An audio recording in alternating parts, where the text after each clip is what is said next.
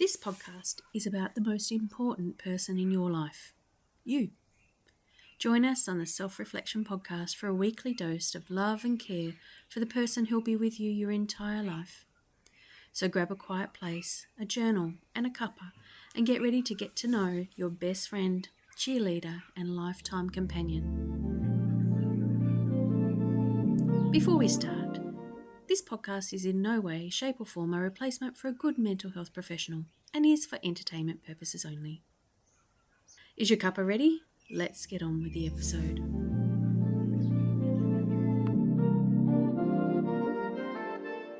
Welcome to the first episode of the Self-Reflection Podcast.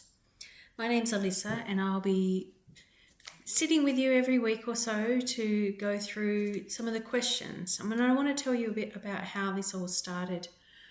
In 2015, I walked into a local store, a healing store, and I asked if there were any women's circles going because I wanted to be part of one. And she said, well, no. And asked me if I wanted to start one. And I thought that was a grand idea. So I went home and started planning how that would look. And of course, what happened was I had all these questions come into my mind, self-reflection questions of, the way that I do things. So I'm a very reflective person. And for those of you who are into astrology, I'm a Virgo, so I'm quite analytical. But I'm also, I watch and observe a lot of things. And what I've found is that not all people do that. Not all people are reflective. And I found that I was wanting to teach people how to be reflective because for me it's quite a superpower. So I sat down, started writing some questions, and I ended up with over 100 questions of some sort, different sorts. I thought, I'll make them into cards, and I found an artist who did some work for me, and she made these beautiful design, which was based on, my spirit guides. And I made them into cards at the local printers, and it turned into a pile that was about 15 centimetres tall, and it was unwieldy and not suitable at all. So I went to a graphic designer and I said, what am I going to do with all this? And we had a good chat, and she said, well, why don't you divide them into chakras? And from there, the chakra cards were born. They are tools for self-reflection, the chakra cards, that started in 2015. And I started with the base chakra, and I took the questions and I divided them into which chakras they were aligned with. At the time, I was doing a lot of yoga and did a lot of research on what chakras were, and found that chakras, the energy centers, are not just within Hindu myth, but a lot of different cultures have that same belief in energy centers all over the body. So because I was with yoga at the time, I decided to put them into the traditional 7 chakra system that we know. And then I had a whole series of 54 cards per deck. And in each deck, there's 9 now. So another one came after the 7, which was the high chakra, so the one that's outside the body. And then another one came around divine union, so within loving relationships. So there are 9 decks in the Chakra Card series. So this podcast is a way of me, I don't want to sell you the cards. That's not the intention. The intention is to show you how I introspect, and if that helps you in some way, then excellent. And if it doesn't, we've lost nothing apart from, 8 to 10 minutes worth of your time and attention. So I thought I'd start today with, I picked a deck of cards at random, and I interestingly picked the crown chakra. So I'm going to give it a shuffle now, and I'll show you how it works. And with my shuffling, cards always jump up, and that divination, I always know that that's what it's going to be. So the crown chakra is located, for those who don't know, at the crown of the head, and it's a lot to do with wisdom, but also in my deck, it's very much about service and your acts of service in the world. So this is an interesting deck to start with. If you could change anything about the way you are living, what would you change and why?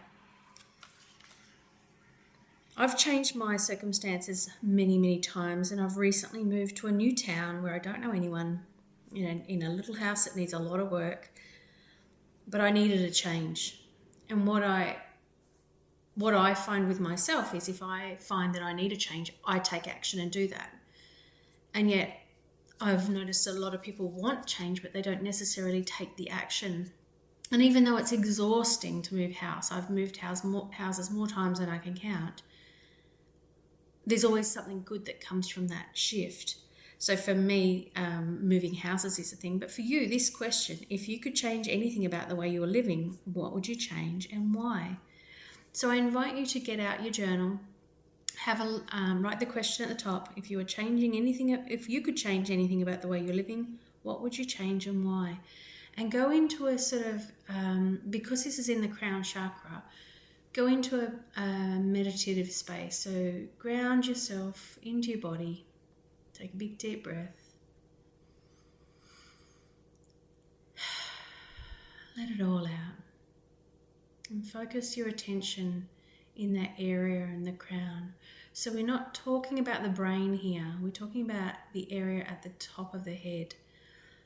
And just feel the energy in that space. So as I'm talking to you, I can feel it's like a pulsing, but it's not. It's like a presence in that area of my body, and I feel that presence. And I just sit with it. If I could change anything about the way I'm living, what would I change and why?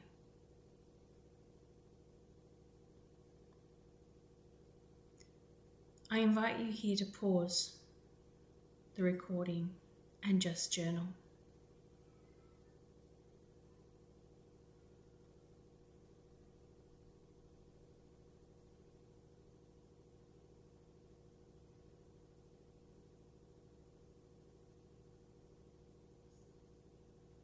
So you've had a bit of time to journal about this question.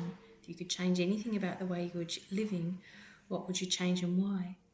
And I guess the other question is, can you change it? Do you want to change it?